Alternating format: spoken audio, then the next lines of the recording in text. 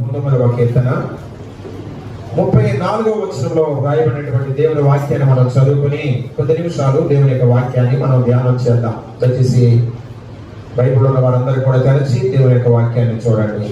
119వ కీర్తన 34వ వచనాన్ని చదువుకుందాం. నీ ధర్మశాస్త్రము అనుసరించుటకు నాకు బుద్ధి దయచేయము. అప్పుడు నా పూర్ణ హృదయముతో నేను దాని ప్రకారము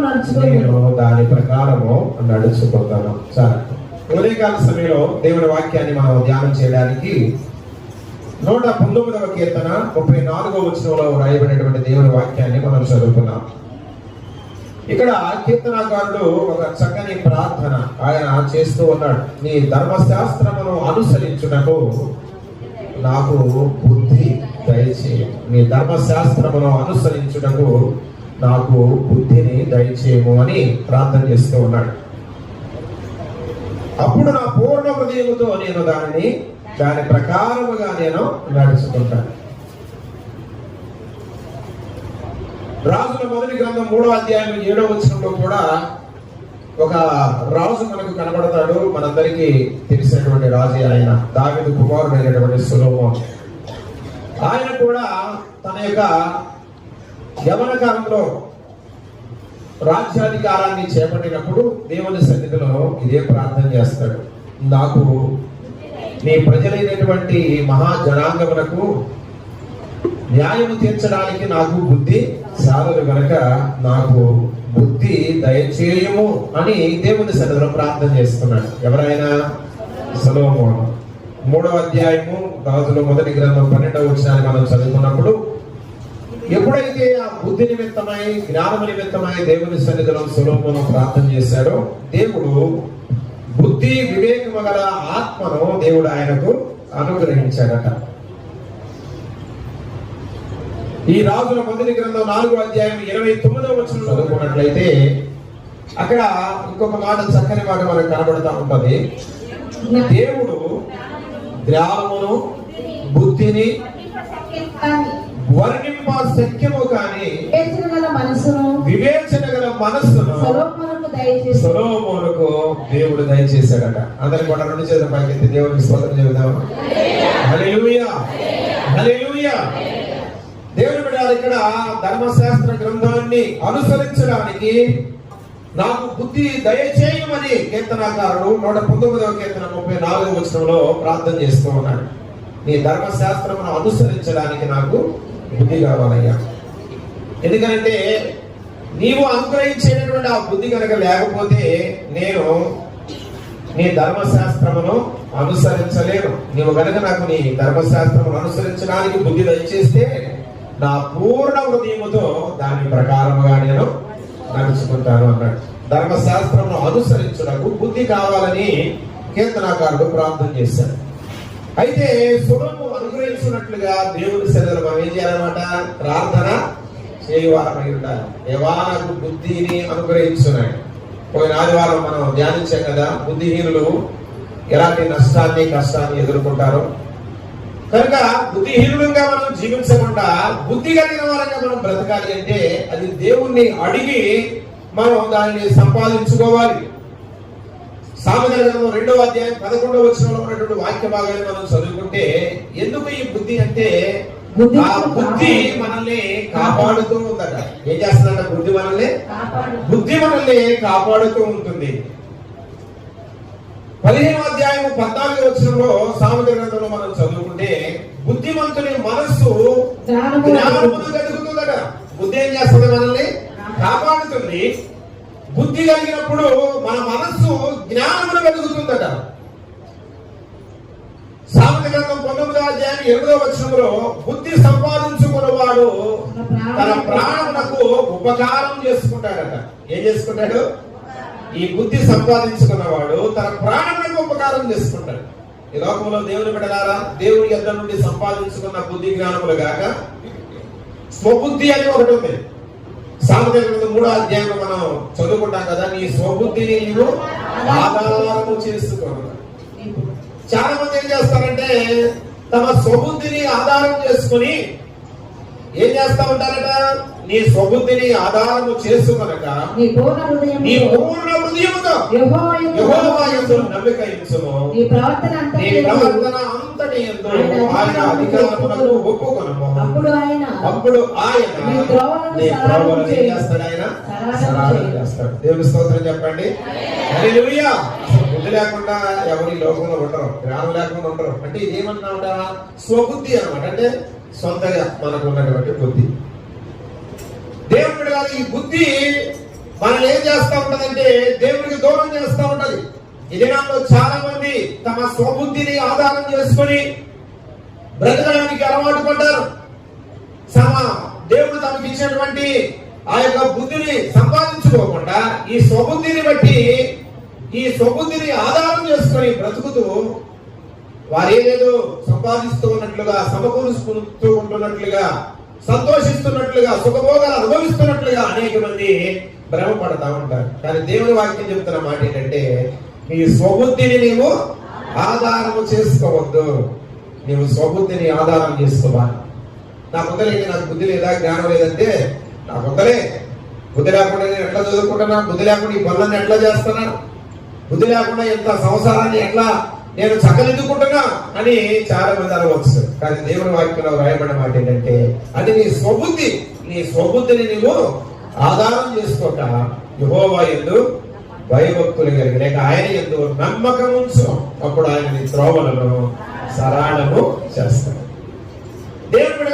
దేవుని వాక్యంలో మనం గమనించినప్పుడు యెషయా గ్రంథం 50వ అధ్యాయము 4-5 వచనాల్లో ఉన్నటువంటి వాక్య భాగాన్ని మనం చదువుకుంటే అక్కడ ఒక బుద్ధిని గురించి రాయబడింది. అక్కడ దేవుని వాక్యాన్ని మనం గమనించినట్లయితే యెషయా గ్రంథం 50వ అధ్యాయము 4-5 వచనాలు చదువుదాం. అలసిన వారిని మాటల చేత ఊరడించు. జ్ఞానము నాకు కలుగునట్లు శిశువునకు తగిన నోరు యెహోవా నాకు దయచేసి ఉన్నాడు. శిష్యుడు వినున్నట్లుగా నేను వినుటకై ఆయన ప్రతి ఉదయమున నాకు వినుబుద్ధి పుట్టించుతున్నాడు. ఏముంది పుట్టిస్తున్నాడు? వినుబుద్ధి పుట్టిస్తున్నాడు. ప్రభువు యెహోవా నా చెవికి వినుబుద్ధి పుట్టింపగా నేను ఆయన మీద తిరుగుబాటు చేయలేదు. నేనేం చేయలేదు? ఆయన మీద తిరుగుబాటు చేయలేదు. వినుబుద్ధి లేని వాళ్ళు ఏం చేస్తారు తెలుసా? వినే బుద్ధి లేని వాళ్ళు ఏం చేస్తారు? తిరుగుబాటు చేస్తారు. తిరుగుబాటు చేసి దేవుని మాటలు వినరు. ఏం చేస్తారంటే తిరుగుబాటు చేస్తాం. తిరుగుబాటు చేసి ఏంటయ్యా మీరు చెప్పేది, మీ గోల ఏంటి, మీ గందరగోళం ఏంటి అన్నట్లుగా మాట్లాడతాం. ఏమి లేదనమాట, వాళ్ళకి వినే బుద్ధి లేదనమాట. కాబట్టి అలాంటి వాళ్ళు ఏం చేయాలి తెలుసా? అలాంటి వాళ్ళు ఏం చేయాలి? ఆ వినుబుద్ధిని దేవుడు అనుగ్రహించినట్లుగా ప్రార్థన చేసుకోవాలి. ఇక్కడ యెషయా గ్రంథంలో మనం చదువుతాము, వినుబుద్ధిని నాకు దయచేయము అని దేవుని సన్నిధిలో ప్రార్థన చేస్తాను. దేవుని మాటలే కాదండి, దేవుని బిడ్డలారా, పెద్దలు మన యొక్క మేలు కోరి మనకు చెప్పేటటువంటి ఆ బుద్ధి మాటలు మనం వినేవారంగా ఉండాలి. వినుబుద్ధిని దేవుడు మనకు అనుగ్రహించినట్లుగా మనం ప్రార్థన చేయవలసిన వారమై ఉన్నాం. సమూయేలు మొదటి గ్రంథం 24వ అధ్యాయము 17వ వచనంలో ఉన్నటువంటి వాక్య భాగాన్ని మనం చదువుకున్నట్లయితే అక్కడ ఒక చక్కని మాట కనబడుతుంది. దావీదుతో ఇట్లనెను, యెహోవా నన్ను నీ చేతికి అప్పగింపగా నన్ను చంపగా విడిచినందుకు, నీ చేతికి అప్పగించినప్పుడు నువ్వేం చేసావు? నన్ను చంపగా విడిచిపెట్టినందుకు ఈ దినమున నీవు నా అపకారములకు ఉపకారం చేసిన వాడవై నా ఎడల నీకున్న ఉపకార బుద్ధిని వెల్లడి చేసితివి కనుక నీవు నాకంటే నీతిపరుడవు. దేవునికి స్తోత్రం చెప్పండి. ఎవరండి మాటలు మాట్లాడేది? ఆయనను చంపడానికి తరుముతూ ఉన్నటువంటి సౌలు, దావీదును చంపడానికి సౌలు తరుముతూ ఉన్నాడు. ఒకనొక సమయంలో దావీదు చేతికి సౌలు చిక్కాడు. కానీ ఏం చేయలేదట? అపకారము చేయలేదు. అపకారం చేయకుండా వదిలిపెట్టాడు. ఆ అపకారం చేయకుండా వదిలిపెట్టిన తరువాత అప్పుడు దేవుని బిడ్డల యొక్క సౌలు పలుకుతున్నటువంటి మాటలు అన్నమాట. ఏంటంటే నేనైతే నీకు అపకారం చేయాలని ప్రయత్నం చేస్తూ ఉన్నాను, నీకు అపకారం కలిగించడానికి నేను నిన్ను తరుముతూ వస్తూ ఉన్నాను. కానీ నీవైతే నా అపకారములకు ఉపకారం చేశావు. నీకున్నటువంటి ఆ ఉపకార బుద్ధిని బట్టి నీవు నాకు ఉపకారం చేశావు అంటాడు. ఏ బుద్ధి ఉందంట దానికి? అపకారం చేసే బుద్ధి కాదండి. ఏ బుద్ధి దగ్గర ఉన్నది? ఉపకారం చేసే బుద్ధి ఉందట. ఏ బుద్ధి కావాలి మనకి? అపకారం చేసే బుద్ధి కావాలా? ఉపకారం చేసే బుద్ధి కావాలా? అపకారం చేసే బుద్ధి కాదండి, ఉపకారం చేసే బుద్ధి కావాలి. చాలా మంది తమ మాటల ద్వారా అనేకులకు అపకారం చేస్తూ ఉంటారు. తమ యొక్క ప్రవర్తన ద్వారా అనేకులకు అపకారాన్ని చేసేవాళ్ళుగా ఉంటారు. చాలా మంది తమ యొక్క నడవడిక ద్వారా అనేకులకు అపకారాన్ని కలుగజేసేవాళ్ళుగా ఉంటారు. ఉపకారానికి కూడా అపకారం చేసేవాళ్ళు చాలా మంది ఈ దినాల్లో మనకు కనబడుతూ ఉంటారు. చేసిన పేర్లు మరిచిపోయి, ఉపకారాలను మరిచిపోయి ఏం చేస్తూ ఉంటారు? అపకారాన్ని చేస్తూ ఉంటారు, అపకారానికి పాల్పడుతూ ఉంటారు. దేవుడు ఇక్కడ మనం దావీదు జీవితంలో మనం గమనించినప్పుడు సౌలే సాక్ష్యం ఇస్తూ ఉన్నాడు. ఏంటంటే, అయ్యా నీకు అపకారం చేసే బుద్ధి లేదు, కానీ ఏ బుద్ధి ఉంది నీకు? ఉపకారం చేసే బుద్ధి ఉన్నది నీకు. ఎలాంటి బుద్ధి కలిగి ఉండాలి మనం? ఉపకారం చేసే బుద్ధి కలిగి ఉండాలా? దేవుని స్తోత్రం చెప్పండి. మనం కలిగి ఉండాల్సిన బుద్ధి ఏంటో తెలుసా? ఈ స్వబుద్ధి మీద ఆధారపడకుండా వినే బుద్ధి ఉండాలా మనకు. దేవుని వాక్యం వినే బుద్ధి ఉండాలా, తల్లిదండ్రులు చెప్తే వినే బుద్ధి ఉండాలా, పెద్దలు చెప్తే వినే బుద్ధి ఉండాలా, దైవజనులు చెప్తే వినే బుద్ధి ఉండాలా. మన క్షేమం కోరి, మన మేలు కోరి ఎవరైనా మనకు చెబుతూ ఉన్నారు అంటే, లేక గద్దిస్తూ ఉన్నారు అంటే ఏముండాలి మనకు చెప్పండి? వినే బుద్ధి ఉండాలా. వినే బుద్ధి ఉంటేనే వింటాం, లేకపోతే వ్యసన పడతాం. నువ్వు నాకు చెప్పేది, నువ్వు చెప్తే నేను రాలా అన్నట్లుగా అవివేకంగా మాట్లాడతాం. దానికి కారణం ఏంటో తెలుసా? వినుబుద్ధి నీకు లేనప్పుడు అలాంటి స్వభావంతో మాట్లాడుతూ ఉంటాం. కానీ వినే బుద్ధి ఉందనుకో ఏం చేస్తావు? చక్కగా వింటావు, చక్కగా వింటావు. వినే బుద్ధి ఉంటే నీ మేలు కోరి, నీ క్షేమము కోరి నీకు చెప్పేవారి మాటలు వింటావు, ఉపదేశాన్ని వింటావు, దేవుని వాక్యాన్ని కూడా వింటావు, దేవుని మాట వింటావు. అలాగే ఉపకార బుద్ధి నీకు ఉందనుకో అప్పుడేం చేస్తావు చెప్పండి? ఎవరికి కూడా అపకారం చెయ్యాలనే ఆ తలంపు, ఆలోచనే నీ మనసులో ఉండదు. ఆ ఉపకార బుద్ధి కలిగిన వారిగా మనం బ్రతికినట్లయితే దేవుని బిడ్డలారా, అపకారికి కూడా మనం ఏం చేస్తామన్నమాట? ఉపకారం చేసే వాళ్ళగా ఉంటాం. లోకస్తుల్లాగా మనకు అపకారం చేసిన వాళ్ళకి మరలా అపకారం చేయాలనే తలంపు గాని, ఆలోచన గాని, ఆ బుద్ధి గాని మనకు ఉండదండి. దానికి కారణం ఏంటంటే, దేవుడు మనకు అనుగ్రహించినటువంటి ఆ ఉపకార బుద్ధిని బట్టి మనం ప్రవర్తిస్తూ ఉంటాం కనుక దేవుని బిడ్డలారా, అపకారికి కూడా ఉపకారం చేసే బుద్ధిని దేవుడు మనకు అనుగ్రహించేవాడుగా ఆయన ఉంటున్నాడు. కనుక దేవుడు మనకు అనుగ్రహించేటటువంటి ఈ బుద్ధిని మనం కలిగి ఉన్నట్లయితే దేవుని బిడ్డలారా ఎలాంటి ఆశీర్వాదాలు దేవుడు మనకు అనుగ్రహిస్తాడు అని దేవుని వాక్యంలో రాయబడిందో క్లుప్తంగా కొన్ని మాటలు దేవుని వాక్యాన్ని ధ్యానం చేద్దాం. దేవుని పరిశుద్ధ గ్రంథంలో దేవుని వాక్యాన్ని మనం గమనించినప్పుడు సమూయేలు మొదటి గ్రంథం 25వ అధ్యాయము 2-3 వచనాలు ఉన్నటువంటి వాక్య భాగాన్ని మనం చదువుకున్నప్పుడు అక్కడ ఒక స్త్రీని గురించి వ్రాయబడినటువంటి మాట మనకు కనబడతా ఉంటది. ఆమె పేరేంటంటే అబీగయలు అనేటటువంటి మాట. అబీగయలు. దేవుని బిడ్డలారా, ఆమె భర్త పేరు నాబాలు. నాబాలు ఎలాంటి వాడంటే మొరటువాడు అని, మొండోడు అనమాట. బండోడు అంటారు చూసారా? అలాంటి మొండి మనసు కలిగినటువంటి వాడు. కానీ అతనికి సుబుద్ధి కలిగినటువంటి భార్య దేవుడు అనుగ్రహించాడు. దేవుని స్తోత్రం చెప్పండి. హల్లెలూయా. సుబుద్ధి గల భార్య యెహోవా యొక్క దానము అని దేవుని వాక్యంలో రాయబడింది కదా. 6 నెలలు సహవాసం చేస్తారంట, ఏమవుతారంట? 6 ఏళ్ళు అవుతారంటారుగా. పాపం వివాహం చేసుకున్నాడు. దేవుడు సుబుద్ధి గల భార్యని మొరటోడికి ఇచ్చాడు. ఎవరికమ్మా? ఈ మొరటోడు, బండోడు, మొద్దోడికి, ఎవరికి? నాబాలుకి సుబుద్ధి గల భార్యను దేవుడు ఇచ్చాడు, దానముగా ఇచ్చాడు. ఎందుకో తెలుసా? ఎందుకు? ఆ సుబుద్ధి గల భార్యను బట్టి తన ప్రవర్తన మార్చుకొని బుద్ధి కలిగిన వాడిగా మార్చబడతాడేమో అని. చాలా సంవత్సరాలు కుటుంబ ధర్మాన్ని వారు జరిగిస్తూనే ఉన్నారు, కానీ వాడి బుద్ధి మాత్రం మారల. దేవుని బిడ్డలారా, వాడి బుద్ధి అలాగే ఉంది. నోటితనంతోనే, మొరటుతనంతోనే బ్రతుకుతూ వచ్చాడు. కానీ దేవుని బిడ్డలారా తన యొక్క భర్త యొక్క మొరటుతనాన్ని బట్టి తన బుద్ధి మార్చుకోలేదు, కానీ ఆమె బుద్ధిమంతురాలుగానే జీవించింది. దేవుని స్తోత్రం చెప్పండి. హల్లెలూయా, హల్లెలూయా. ఎప్పుడైనా గుర్తుపెట్టుకోండి, మనం మంచి బుద్ధి కలిగిన వారంగా, మంచి ప్రవర్తన కలిగిన వారంగా మనం బ్రతుకుతున్నప్పుడు ఒకవేళ ఇతరుల యొక్క స్నేహాలు లేక ఇతరుల యొక్క మరి ఆ యొక్క సహవాసం మనం కలిగినప్పుడు మన బుద్ధిని మనం మార్చుకోకూడదు. అర్థమవుతుందా? దేవుడు మనకి ఇచ్చేటువంటి అవకాశాన్ని సద్వినియోగం చేసుకుని ఆ దుర్బుద్ధి కలిగినటువంటి వారిని, ఆ అపకారం చేసే బుద్ధి కలిగినటువంటి వారిని మనం మార్చేవాళ్ళగా ఉండాలి తప్ప మనం బుద్ధిగహీనులుగా మారకూడదు. విచిత్రం ఏంటంటే చాలా మంది మంచి బుద్ధిని పోగొట్టుకొని దుర్బుద్ధిని తెచ్చుకుంటారు. అర్థమైందా? చాలా మంది బుద్ధి లేకుండా బుద్ధిలో దేవుడిచ్చేట బుద్ధిని, జ్ఞానాన్ని పోగొట్టుకుంటారు.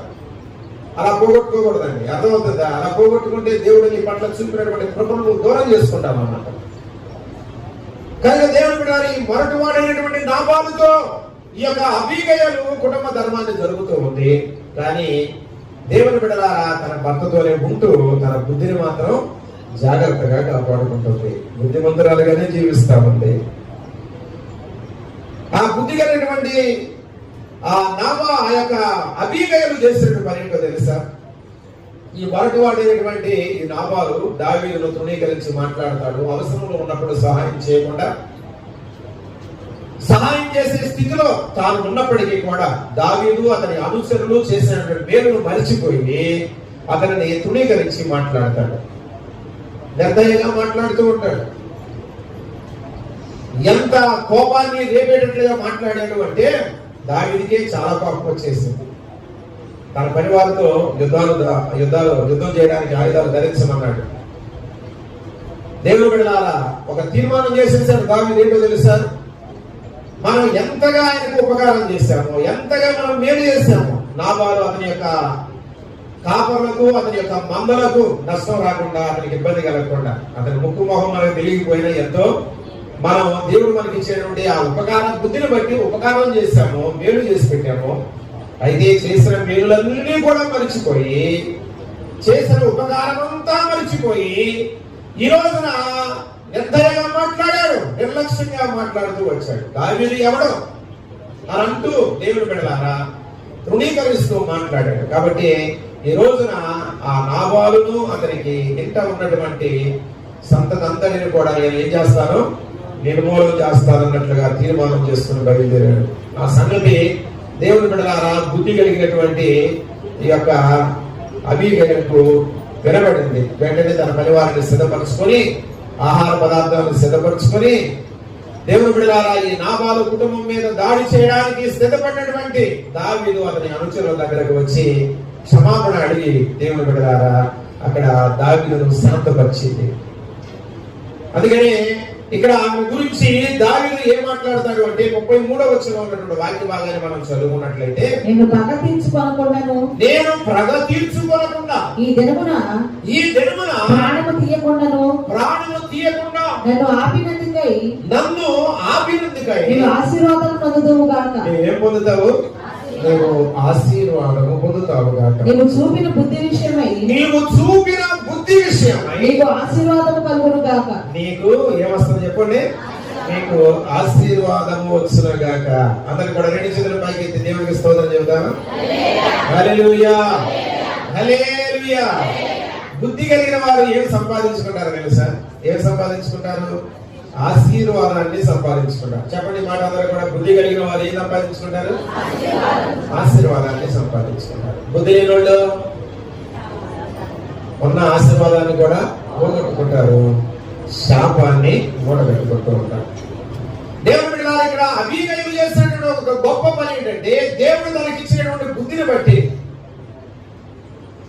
ఆ మొరటి వాడైనటువంటి తన భర్త నాబాలుతో కుటుంబ ధర్మాన్ని జరిపింది. అంత మాత్రమే కాకుండా తనకు, తన కుటుంబానికి వచ్చేటటువంటి ఆ నష్టము నుండి తన కుటుంబాన్ని కాపాడుకుంది. అలాగే దావీదును అతని యొక్క ఆ సైన్యమును కూడా ఏం చేసిందట? ప్రాణహాని చేయకుండా ఆపు చేసిందంట. దాని గురించి దావీదు సాక్ష్యం ఇస్తూ ఉంటాడు. నీవు చూపినటువంటి నీ యొక్క బుద్ధి విషయమై దేవుడు నిన్నేం చేస్తాడు? ఆశీర్వదిస్తాడు. దేవుని బిడ్డలారా, మనం కూడా బుద్ధి కలిగిన వారంగా మనం ప్రవర్తిస్తే దేవుడు ఏం చేస్తాడంట? మనల్ని ఆశీర్వదిస్తాడట. బుద్ధి కలిగిన వారంగా మనం జీవిస్తే ఈ లోకంలో దేవుడు మనలను, మన కుటుంబములను దేవుడు దీవిస్తాడు. ఈ రోజున చాలా మంది తమ కుటుంబాన్ని శాపగ్రస్తం చేసుకోవడానికి గల కారణం ఏంటో తెలుసా? బుద్ధి లేకుండా బ్రతకడమే.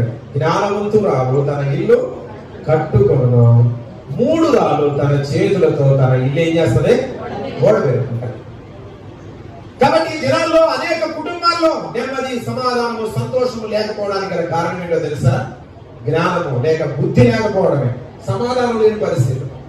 భార్య భర్తల మధ్య సమాధానం ఉండదు, తల్లిదండ్రులు పిల్లల మధ్య సమాధానం ఉండదు, ఎప్పుడు గందరగోళం, గడిబిడి, అశాంతి, అలజడి.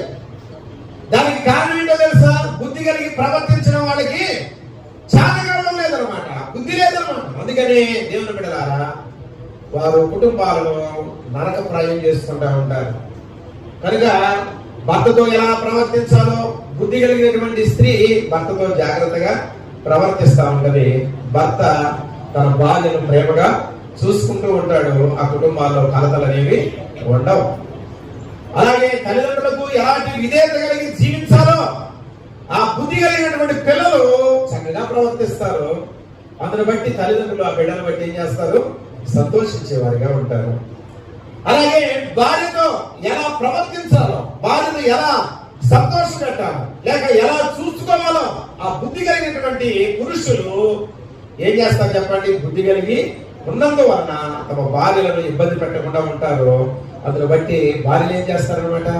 సంతోషిస్తారు. బుద్ధి లేని వాళ్ళు ఏం చేస్తారు చెప్పండి?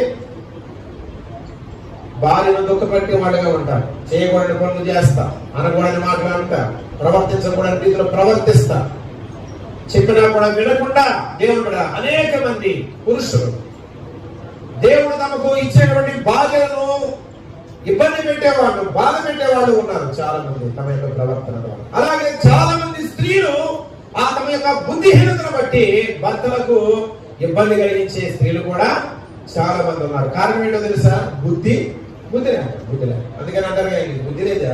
ఏం మాట్లాడు? భక్తితో ఎలా మాట్లాడో తెలీదా? కుటుంబాన్ని ఎట్లా చక్కదిద్దుకోవాలి తెలియటం లేదా? స్త్రీని అంటారు, పురుషులు కూడా అంటారు. ఏంటి నువ్వు మాట్లాడేమంటే? ఏంటి నీ భార్యను ఎట్లా కొట్టుకుంటావా?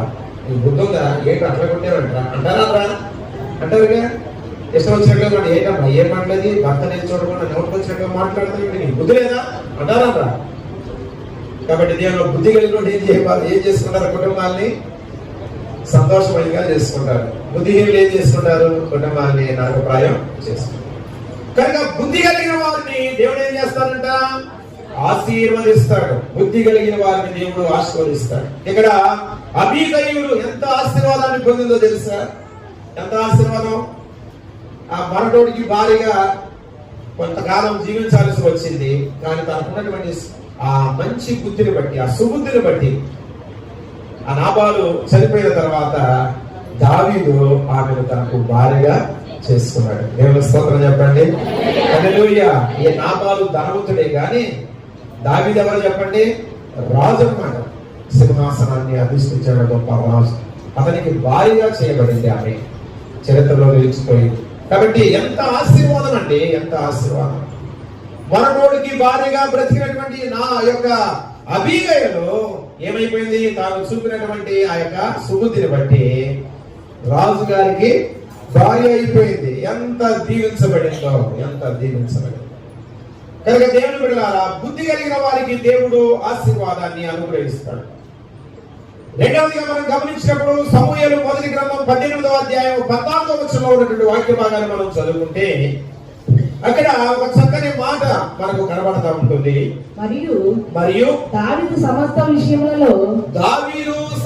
విషయములలో సుబుద్ధి కలిగి ప్రవర్తింపగా యెహోవా అతనికి తోడుగా ఉండెను. యెహోవా అతనికి తోడుగా ఉన్నాడట. అందరం కూడా రెండు చేతులు పైకెత్తి దేవునికి స్తోత్రం చెబుదామా? హల్లెలూయా, హల్లెలూయా. దావీదట సుబుద్ధి కలిగి ప్రవర్తిస్తూ ఉన్నప్పుడు యెహోవా అతనికి తోడై ఉన్నాడు. యెహోవా తోడై ఉన్నాడు. ప్రభా నాకు తోడుగా ఉండి ఆయన అని నువ్వు ప్రార్థన చేసుకున్నంత మాత్రాన గమకం వచ్చి నీ ప్రక్కన నిలబడ్డావు. అర్థమవుతుందా?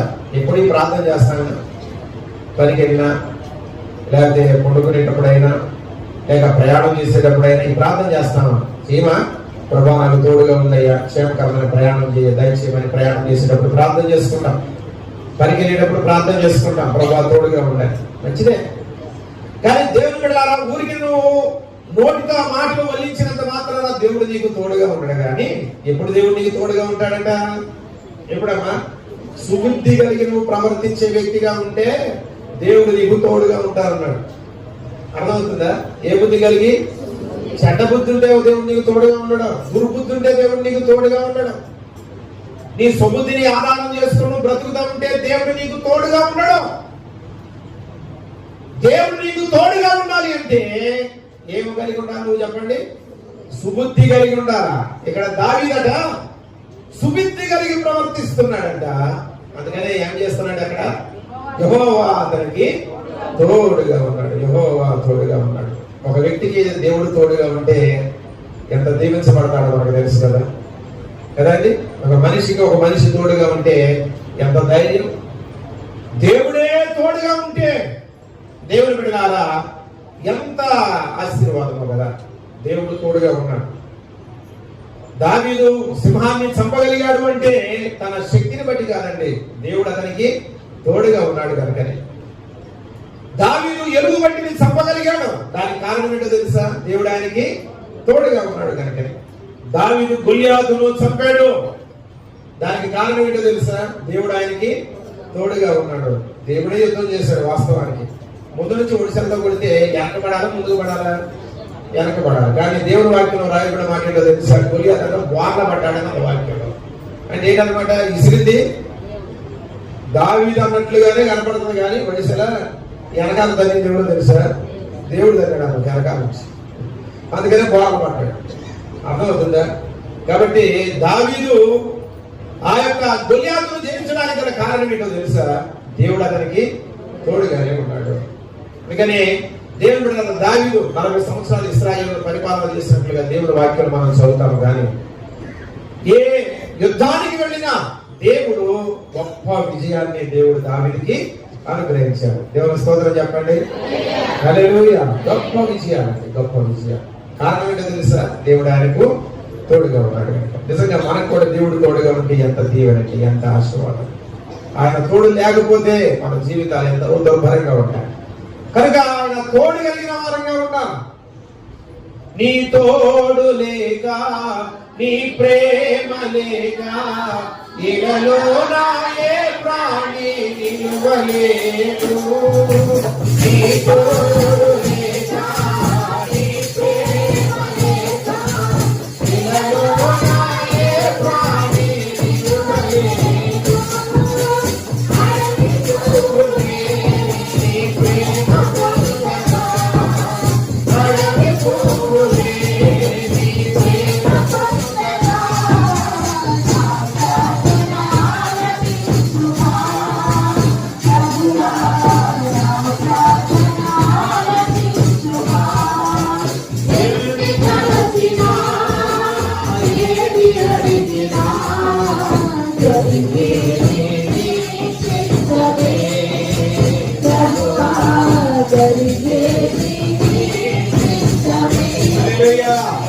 అందరూ రెండు చేతుల పైకెత్తి దేవునికి స్తోత్రం చెప్తా. హల్లెలూయా. ఆనందరం ఆడుతున్నాగా. నీ తోడు లేక ఎలలోన ఏ ప్రాణి నిలవలేదు. మరి నువ్వు నిలిచి ఉంటావేంటి? దేవుడితో అంటే ఏంటన్నమాట? నిలిచి ఉంటున్నావు పేరే కానీ పడ్డామని అర్థం. బతుకున్నంత పేరే కానీ దేవుని వాక్యంలో ప్రకటన గ్రంథంలో ఉంటది కదా, జీవించుచున్నావన్న పేరు మాత్రం నీకు ఉన్నది కానీ నీవు మృతుడవే అన్నట్లుగా నీ తోడు లేక ఏ ప్రాణి ఈ లోకంలో నిలబడలేదు అంటున్నావు. మరి నువ్వు నిలబడే అనుకున్నావు, కనపడతా ఉన్నావు. సరే, కారణం ఏంటో తెలుసా?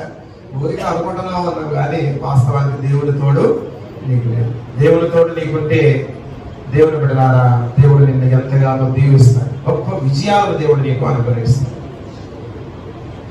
కనుక దేవుని బిడ్డలారా, నీవు దేవుడు అనుగ్రహించిన బుద్ధి కలిగిన వ్యక్తిగా నువ్వు జీవించినట్లయితే మొదట ఏం చెప్పాను చెప్పండి, ఆశీర్వాదాన్ని పొందుకుంటావు. దేవుడిచ్చే ఆ బుద్ధిని సంపాదించుకుంటావు, ఆశీర్వదించబడిన ఆ వ్యక్తిగా ఉంటావు. రెండవదిగా దేవుడు నీకు అనుగ్రహించేటటువంటి ఆ బుద్ధి కలిగి నువ్వు ప్రవర్తిస్తే దేవుడు నీకు తోడుగా ఉంటాడు. మూడవదిగా మనం గమనించినప్పుడు సమూయేలు మొదటి గ్రంథంలోని 18వ అధ్యాయం 15వ వచనంలో ఉన్న వాక్య భాగాన్ని మనం చదివితే, దావీదు మిగుల సుబుద్ధి గలవాడే ప్రవర్తింపాడు. సౌలు చూసి మరీ అధికముగా అతనికి భయపడ్డాడు. ఎవరు చూశాక? దావీదును చూశాక సౌలు భయపడుతున్నాడట. ఏంటంటే ఇది విచిత్రంగా ఉంటుంది. సౌలు ఎక్కడున్నాడో తెలుసా? సింహాసనం మీద కూర్చున్నాడు, పరిపాలన చేస్తున్నాడు. సౌలు వెంట అనేక లక్షల మంది సైన్యం ఉంది, యుద్ధాయుధాలు ఉన్నాయి. చిడిగేస్తే చాలండి సైన్యం వచ్చి నిలబడతారు.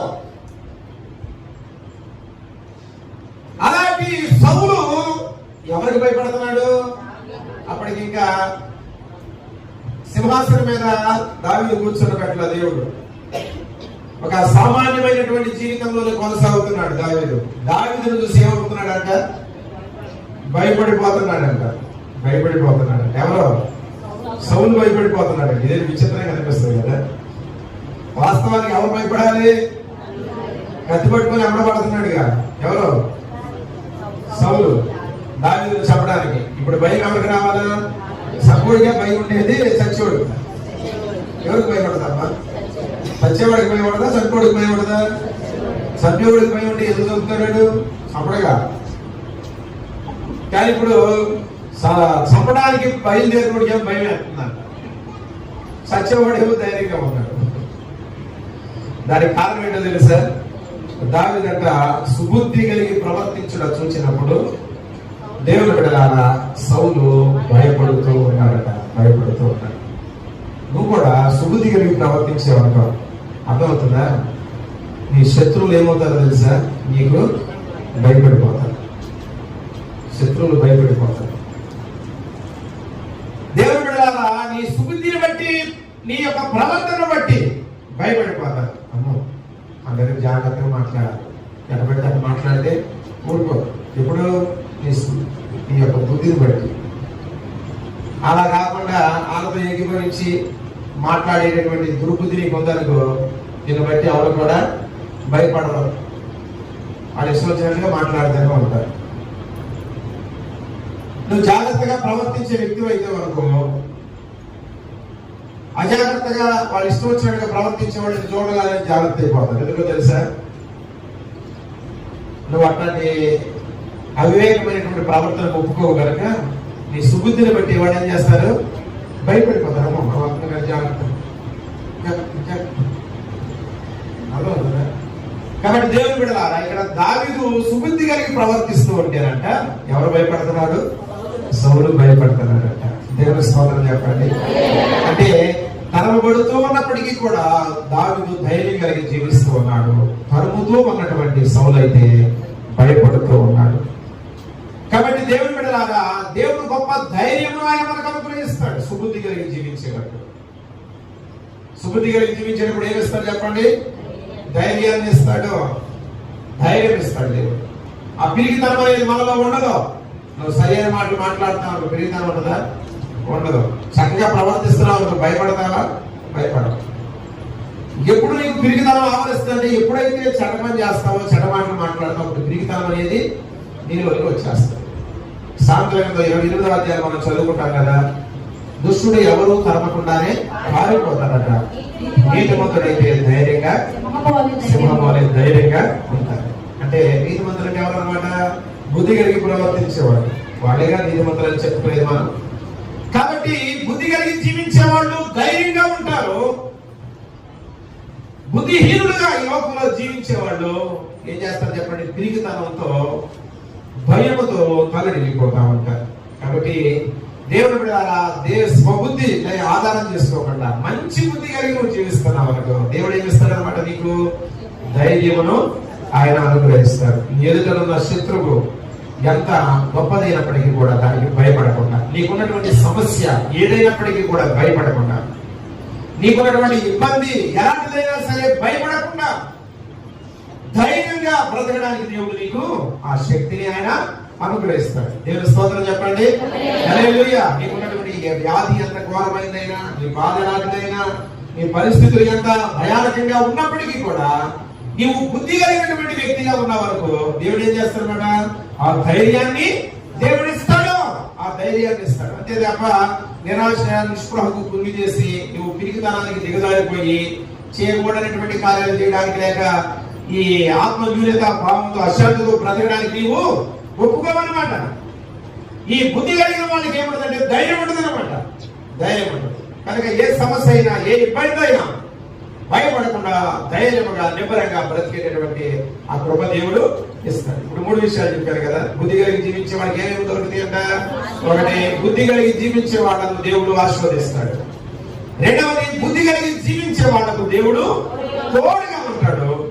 మూడవది ఏంటంటే, బుద్ధి కలిగి జీవించే వాళ్ళు ధైర్యంగా ఉంటారు. శత్రువులు సైతము భయపడేటట్లుగా దేవుడు చేస్తాడు. నాలుగవదిగా మనం గమనించినప్పుడు దేవుడు బిడ్డలారా, దానియేలు గ్రంథం 12వ అధ్యాయం 3వ వచనం మనం చదివితే, బుద్ధిమంతులంట ఆకాశముల వలె నక్షత్రముల వలె వారు ప్రకాశించే వారిగా ఉంటారట. దేవునికి స్తోత్రం చెప్పండి. హల్లెలూయా, హల్లెలూయా. ఈ బుద్ధిమంతులు చేసే వారికి పని ఏంటో తెలుసా? అనేకులను నీతి మార్గమును అనుసరించడానికి తిప్పుతారట. బుద్ధిమంతులైతే ఆకాశ మండలములో జ్యోతులను పోలిన వారై ప్రకాశిస్తారు. ఏం చేస్తారంట? పైన వచనంలో రాయబడింది, నీతి మార్గమును అనుసరించున్నట్లుగా ఎవరు అనేకులను త్రిప్పుదురో, నీతి మార్గమును అనుసరించున్నట్లుగా ఎవరు అనేకులను త్రిప్పుదురో వారు నక్షత్రముల వలె నిరంతరము నిరంతరము ఆకాశంలో ప్రకాశిస్తారంట. దేవునికి స్తోత్రం చెబుతామా? అందరూ 2 చేతులు పైకెత్తి దేవునికి స్తోత్రం చెప్పండి. హల్లెలూయా. బుద్ధిమంతులుగా ప్రవర్తించినట్లుగా చెప్తారంట. తాను జడ్డ కోతి వనమేలా తెలిసినట్లుగా నువ్వు చెడి 10 మంది జడగొట్టమాట. అర్థమవుతుందా? కాబట్టి బుద్ధి కలిగిన వాళ్ళు ఏం చేయాలన్నమాట? నీవు బుద్ధిమంతురాలు అయితే, బుద్ధి కలిగిన వ్యక్తి అయితే ఏం చేయాలా? నీతిని అనుసరించున్నట్లుగా దేవుని మార్గం వైపు అనేకులను త్రిప్పాలి. అంతే తప్ప దేవుని వదిలిపెట్టిపోయేటట్టుగా చేయకూడదు. బుద్ధి లేని వాళ్ళు కొంతమంది ఏం చేస్తారో తెలుసా? మందిరానికి వచ్చేవాళ్ళు మందిరానికి రాకుండా చెడగొడతారు. ప్రార్థన చేసుకున్న ప్రార్థన చేసుకోకుండా చెడగొడతారు. వాక్యం చదివేవాళ్ళు వాక్యం చదువుకోకుండా చెడగొడతా ఉంటారు. దేవుని మాటలు ప్రకటిస్తా ఉంటే ప్రకటించకుండా చెడగొడతా ఉంటారు. అర్థమవుతుందా? అంటే దేవుని మార్గాన్ని అనుసరించడానికి దిగుతున్నారా, దేవుని మార్గం నుండి తొలగించడానికి దిగుతున్నారంటే వాళ్ళు దేవుని మార్గం నుండి తొలగించడానికే అలాంటి ప్రయత్నాలు చేస్తా ఉంటారు. వాళ్ళు ఏమన్నారంటే వాళ్ళు బుద్ధి కలిగిన వాళ్ళని అనుకుంటారు, కానీ వాస్తవానికి వాళ్ళు బుద్ధిహీనులు అని దేవుని వాక్యంలో రాయబడి. దేవుని వాక్యంలో రాయబడిన మాట ఏంటంటే, బుద్ధిమంతులంట నీతి మార్గమును అనుసరించినట్లుగా అనేకులను త్రిప్పుతారు. అనేకులను త్రిప్పాలు. మందిరానికి వచ్చేటట్లుగా అనేకులను ప్రోత్సహించి దేవుని సన్నిధిలోని వారిని ప్రోత్సహించాలి తప్ప చెడగొట్టే వ్యక్తిగా ఉండకూడదు. నీ మాటల వల్ల చాలా మంది మందిరానికి దూరంగా ఉంటున్నారు. నీ ప్రవర్తన వల్ల చాలా మంది మందిరానికి అర్థమవుతుందా? నేను కొన్ని కాలపల్లి మాట్లాడి చెప్పుకుంటాను.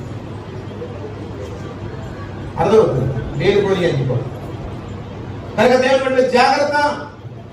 నువ్వు మాట్లాడే ప్రతి మాటకు దేవుని ఎదుట లెక్క అప్పచెప్పాల్సి ఉంటుంది. మనుషులు ప్రజలకు ప్రతి వ్యర్థమైన మాటకు ఏమప్పచెప్పాలంట?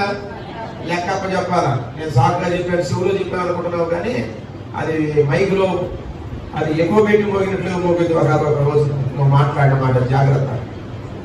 కనుక దేవుని బిడ్డలారా, అనేకులను ఎత్తి తిప్పాలంట. నీతి మార్గం వైపు తిప్పాలి. అంటే మాకు వాలిపోతున్నారు, ఎదురవుతుందా? వినండి నా మాట. మనం అనేకులను ఎటు తిప్పాలంట? నీతి మార్గమును అనుసరించినట్లుగా తిప్పాలంట. వాళ్ళు ఎలా ఉంటారంటే, ఎవరైతే అలా నీతి మార్గమున అనుసరించినట్లుగా తిప్పుతారో వాళ్ళంట ఆకాశములోని జ్యోతుల వలె ప్రకాశిస్తారు. కాబట్టి పరిశుద్ధాత్మ దేవుడు ఉదయకాల సమయంలో మనతో మాట్లాడుతూ ఉన్నాడు. ఇలాంటి బుద్ధిని మనం కలిగి జీవించడానికి దేవుని సన్నిధిలో మనం ఏం చేయాలన్నమాట? ప్రార్థన చేసుకోవాలి. కీర్తనకారుడు ప్రార్థన చేశాడు, చూశారు. 19వ కీర్తన 34వ వచనంలో, నీ ధర్మశాస్త్రము అనుసరించడం నాకు బుద్ధి దయచేయ్యా, నాకు బుద్ధి దయచేయ్యా. బుద్ధి కలిగి జీవించడం నాకు నేర్పించు ఆయన ప్రార్థన చేసుకున్నాం. ప్రార్థన చేసుకుని ఆ దేవుడు అనుగ్రహించి ఆ బుద్ధిని కనుక మనం సంపాదించుకుంటే, బుద్ధి కలిగి మనం జీవిస్తే, బుద్ధి కలిగిన వారిని దేవుడు ఆశీర్వదిస్తాడు. బుద్ధి కలిగి జీవించే వారికి దేవుడు తోడుగా ఉంటాడు. బుద్ధి కలిగి ప్రవర్తించే వారికి దేవుడు ధైర్యం ఇస్తాడు. శత్రువులు కూడా భయపడేటట్లుగా చేస్తాడు.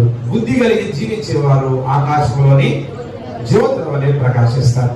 అటువంటి శ్రేష్టమైన బుద్ధిని దేవుడు మనకు అనుగ్రహించినట్లుగా మనందరికి కూడా మోకరించి తల వచ్చి ప్రార్థన చేస్తున్నాం. దయచేసి అందరూ కూడా తలలో వచ్చండి, తల వస్తుంది ప్రార్థన చేద్దాం. తలలో వచ్చి ప్రార్థన చేసుకున్నాం. ఒక నిమిషం ప్రార్థన చేద్దాం. ప్రభువా, నాకు బుద్ధిని అనుగ్రహించున్నాను. దావీదు ప్రార్థించినట్లుగా, సొలొమోను ప్రార్థించినట్లుగా మనం ప్రార్థన చేస్తున్నాం. దేవా, నాకు బుద్ధిని అనుగ్రహించున్నాను. నీ బుద్ధి నాకు కావాలయ్యా, వినే బుద్ధి నాకు ఇవ్వయ్యా, సుబుద్ధిని నాకు దయచేయండి ఆయన, ఉపకార బుద్ధిని నాకు అనుగ్రహించు ప్రభువా అని అందరూ కూడా ప్రార్థించారు. ఉపకారం చేసే బుద్ధి నాకు ఇవ్వయ్యా, అపకారం చేసే బుద్ధి కాదయ్యా. మీరు బుద్ధి పుట్టించడం ఆయన, విసుగుదల బుద్ధి కాదు. సుబుద్ధిని నాకు దయచేయండి ఆయన, చెడు బుద్ధి కాదయ్యా. ఉదయకాల సమయంలో పరిశుద్ధాత్మ దేవా, నీవు నాతో మాట్లాడావు. నాకు బుద్ధి దయచేయగా, నాకు బుద్ధి దయచేయగా. బుద్ధి లేకుండా ప్రవర్తిస్తున్నాను, కనిపిస్తాను. బుద్ధిహీనంగా ప్రవర్తిస్తున్నాను, నన్ను క్షమించయ్యా. ఈ జన్మ నుండి బుద్ధి కలిగి జీవించడానికి ఒక తీర్మానం చేస్తున్నాను అయ్యా. నాకు బుద్ధి దయచేయ్యా, నాకు బుద్ధి దయచేయ ప్రార్థన. ప్రేమ కలిగిన మా ప్రేమలో తండ్రి, ఉదయకాల సమయంలో ఈ పరిశుద్ధంగా లేఖనంలో నుండి ప్రభా, మేము బుద్ధి కలిగిన వారముగా ఈ లోకంలో జీవించాలి అని ఈ లేఖనముల ద్వారా మీరు మాతో మాట్లాడిన దాన్ని బట్టి వందనాలు చెల్లిస్తూ ఉన్నాం. వినబుద్ధిని, ఉపకార బుద్ధిని, సుబుద్ధిని కలిగిన వారమై మేము బ్రతికినప్పుడు దేవా, మీరు మమ్మలను ఆశీర్వదిస్తారు అని, మీరు మాకు తోడుగా ఉంటారు అని, మాకు గొప్ప ధైర్యమును అనుగ్రహించి ఎవరైతే మాకు శత్రువులుగా ఉన్నారో వారు భయపడతారు అని, అలా బుద్ధి కలిగి మేము ప్రవర్తిస్తూ ఉన్నప్పుడు ఆకాశంలోని నక్షత్రముల వలె మేము ప్రకాశిస్తామని ఈ లేఖనముల ద్వారా ఈ ఉదయకాల సమయంలో మాతో మాట్లాడిన దాన్ని బట్టి మీకు వందనాలు చెల్లిస్తూ ఉన్నాం. ఈ ఉదయకాల సమయంలో కీర్తనకారుడు ప్రార్థించినట్లుగా, సొలొమోను ప్రార్థించినట్లుగా ప్రభావిసనలో ప్రార్థన చేస్తున్నాం. నాయన, మాకు బుద్ధి దయచేయండి నాయన. బుద్ధి కలిగి ప్రవర్తించడం మాకు నేర్పించు నాయన. సుబుద్ధి కలిగి లోకంలో మేము జీవిస్తూ ప్రయోజనకరమైన జీవితాలు జీవించడానికి మీ కృపను మీరు మాకు అనుగ్రహింపచేయమని పరిశుద్ధాత్మ దేవా, మీ వాక్యమును దుష్టుడు ఎత్తుకొని పోకుండా అందరికీ నాయన బుద్ధి కలుగ చేసి మీ చిత్తానుసారంగా మమ్మల్ని నడిపించి ప్రయోజనకరమైన జీవితాలు జీవించడానికి మీరే మాకు సహాయం చేయమని యేసు పరిశుద్ధ నామమున ప్రార్థిస్తున్నాము తండ్రి.